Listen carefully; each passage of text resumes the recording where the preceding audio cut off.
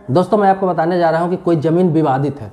कोई ज़मीन विवादित है जिसका 2 मालिक है। अक्सर आप देखते होंगे गांव में या फिर शहर में इस तरह से मामला हो जाते हैं कि किसी ज़मीन पर 2 आदमी का दावा हो जाता है, 2 व्यक्ति का दावा हो जाता है। दोनों के पास कागजात भी होते हैं। अब किसका फर्जी है किसका ओरिजिनल है ये पता करना मुश्किल हो जाता है और दोनों के दावेदारी के चक्कर में वो ज़मीन पड़ा हुआ रहता है। और उसमें से जो दबंग व्यक्ति जो दबंग पड़ता है वो ज़बरदस्ती उस ज़मीन को चाहता है कि मैं बेच लूँ और इस ज़मीन का पैसा निकाल लूँ या फिर कुछ कंस्ट्रक्शन करके अपना घर बना लूँ, मकान बना लूँ या फिर उसको कब्जा कर लूँ। लेकिन दोनों में विवाद चलता रहता है। लेकिन उस परिस्थिति में अगर जो कमज़ोर व्यक्ति है उसको उस ज़मीन पर रोक लगाना है कि अगला व्यक्ति कंस्ट्रक्शन ना कर सके, उस ज़मीन को बेच नहीं सके, जब तक कि विवाद सुलझ न जाए, जब तक कि साबित नहीं हो जाए कि ज़मीन ओरिजिनल में सही में किसकी है, तब तक के लिए रोक लगाने के लिए क्या करना पड़ेगा ये पूरी जानकारी मैं आपको देने जा रहा हूं। दोस्तों मेरे इस वीडियो को लाइक कर दीजिए। आप बिल्कुल छोटा सा वीडियो है, इस वीडियो को लाइक कर दीजिए। मात्र 1 मिनट में मैं आपको बताने जा रहा हूँ कि कैसे आप रोक लगा सकते हैं ऐसे ज़मीन पर।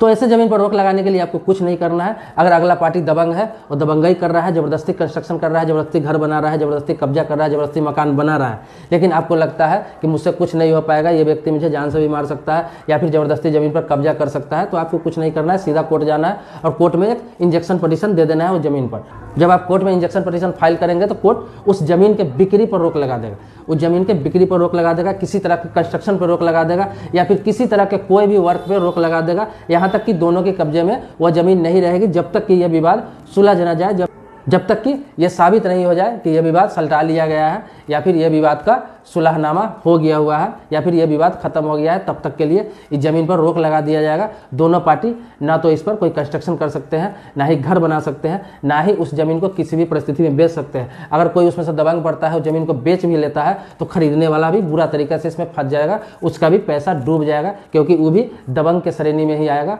और उसके साथ उसे भी सजा भुगतना पड़ेगा इस चीज़ का। यहाँ तक कि पैसा भी जाएगा, हो सकता है उस पर आपराधिक मुकदमा भी हो जाए।